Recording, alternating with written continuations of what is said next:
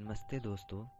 The power of your subconscious mind में doctor Joseph Murphy बताते हैं कि अगर हम सही तरीके से प्रार्थना करते हैं तो हमारी प्रार्थना हमेशा काम करेगी।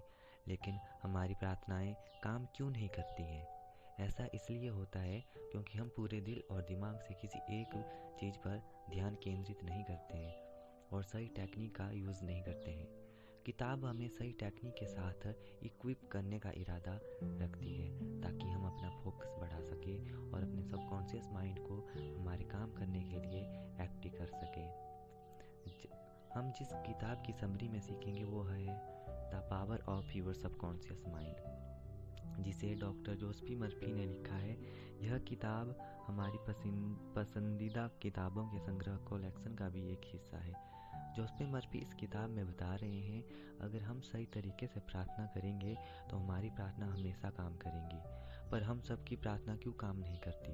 क्योंकि हम लोग पूरे दिल दिमाग से एक चीज़ पर फोकस नहीं करते हैं और जो सही तकनीक होती है उसे फॉलो नहीं करते हैं। इसलिए हमारी प्रार्थना काम नहीं करती। आपकी प्रार्थनाएं आपके अंदर के विश्वास पर आपको जवाब देती है। आपकी प्रार्थनाएं आपके मानचित्र या मानसिक विचारों का रिस्पॉन्ड है।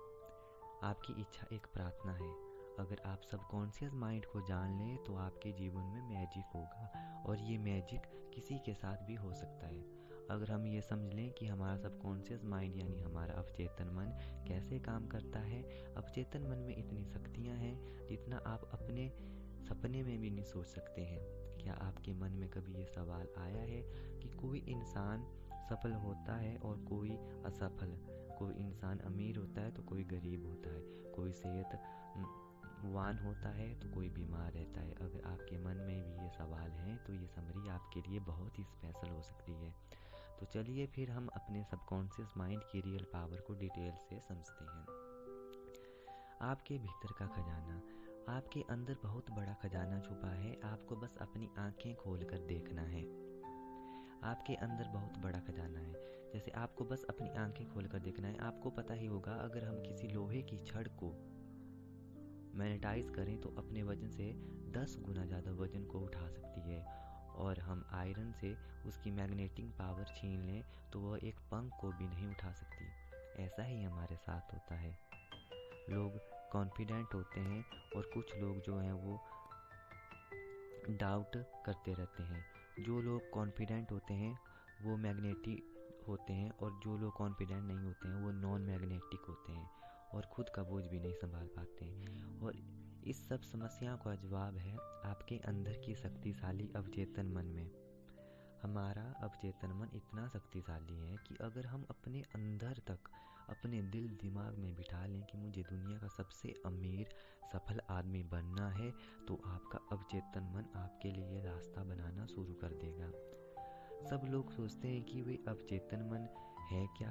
आपका सवाल सही है। अवचेतन मन हमारा अवचेतन दिमाग है, जो आपकी सांस, दिल की धड़कन, रक्त संचार और सभी अवचेतन क्रियाओं को नियंत्रित करता है।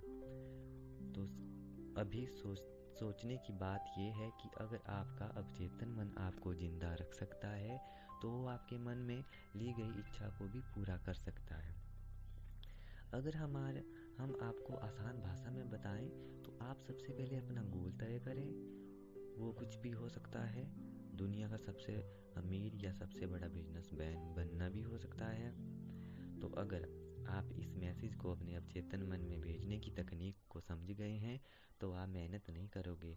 आपका अवचेतन मन आपके शरीर को कंट्रोल करता है और वे आपके एक्शन को भी कंट्रोल करता है, इसलिए आपका अवचेतन मन आपसे काम करवाएगा। आपने सुना होगा, बहुत लोग बोलते हैं कि अपने मन की आवाज़ को सुनो। मन की आवाज़ मतलब है कि अपने अवचेतन मन की बात सुनो। जो आपका दोस्त है उसे अपना दोस्त बना लो और दुनिया का best doctor, engineer, businessman, investor जो भी चाहे बन जाओ। क्या आपको ये बात अजीब नहीं लगती कि बिल गेट्स और मार्क जुकरबर्ग ने इतनी कम उम्र में ही इतना अमीर और सफल कैसे बन गए? अगर आप इस समरी को अंत तक समझेंगे तो हम आपसे वादा करते हैं कि आप अपने अवचेतन मन को नियंत्रित करने में मास्टर बन जाओगे। कल्पना कीजिए, जो भी आप एक पेपर पे लिखेंगे वो काम इसे अपने अवचेतन मन की शक्तियों से पूरा कर सकते हैं। आप अवचेतन मन की शक्तियों को इस्तेमाल करके कोई भी मुश्किल परीक्षा आसानी से क्रैक कर सकते हैं। अवचेतन मन आपका फोकस और प्रोडक्टिविटी दोनों बढ़ा देगा। अगर हम दिमाग को समझने के लिए उसे 2 हिस्सों में बांटें तो उसके नाम होंगे कॉन्शियस माइंड और दूसरा सबकॉन्शियस माइंड, यानी कि चेतन दिमाग मन और अवचेतन मन। कॉन्शियस माइंड आपका लॉजिकल ब्रेन होता है जो अंडरस्टैंडिंग पर काम करता है। आपका कॉन्शियस माइंड आपके कंट्रोल में होता है। और दूसरा आता है आपका अवचेतन मन, आपके इनवॉल्युंटरी एक्शन, मतलब जो आप कंट्रोल नहीं कर सकते उसे कंट्रोल करता है। कॉन्शियस माइंड के पास आपके ब्रेन की 10% पावर होती है और आपके सबकॉन्शियस माइंड के पास 90% पावर होती है। यहीं पे लोग गलती करते हैं। जो पढ़ाई में टॉपर होते हैं या बहुत सक्सेसफुल होते हैं, वे लोग कॉन्शियस माइंड और सबकॉन्शियस माइंड दोनों का इस्तेमाल करते हैं। यानी 100%। और जो पढ़ाई में और कैरियर लाइफ में कमज़ोर होते हैं, वे लोग सिर्फ कॉन्शियस माइंड को यूज़ करते हैं, जो होता है 10%। इसलिए वे लोग सफल नहीं हो पाते।